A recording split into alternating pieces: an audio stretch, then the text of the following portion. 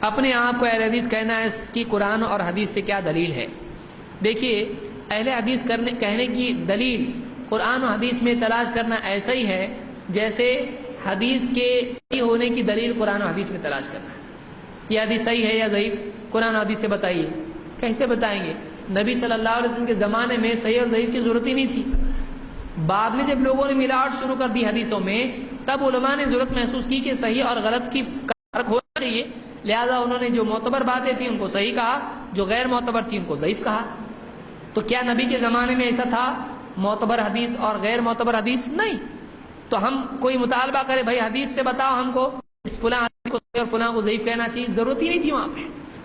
تو اسی طرح سے وہاں پہ فرقے نہیں نبی صلی اللہ علیہ وسلم کے زمانے میں، اس لیے اس کی ضرورت تھی ہی نہیں کہ بولا جائے کہ فلاں فرقہ کا فرقہ صحیح ہے، ضرورت نہیں تھی۔ یہ بات کے زمانے میں ضرورت پیش آئی، لہذا سلف نے اپنے آپ کو اہل الحدیث کہا۔ اسی لیے ہم بھی سلف کے راستے کو اختیار کرتے ہوئے ان کے پیچھے چلتے ہیں، نیا راستہ ہم اپنے لیے نہیں اپناتے ہیں۔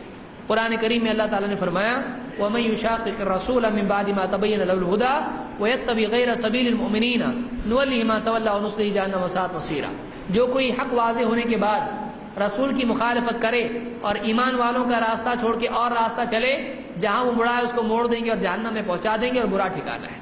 تو ہم نے دیکھا کہ ایمان والوں کا یہی راستہ ہے کہ سلف نے محدثین نے جو لقب اپنے لیے اختیار کیا وہ اہل الحدیث ہے، تو ہم نے بھی اسی لقب کو اختیار کیا، ہم کو اس میں کوئی برائی محسوس نہیں ہوئی، اور بڑے بڑے مجتہدین نے کبھی کسی نے بھی اس لقب کو غلط نہیں کہا، لہذا ہمارے لیے یہ خود ایک دلیل ہے۔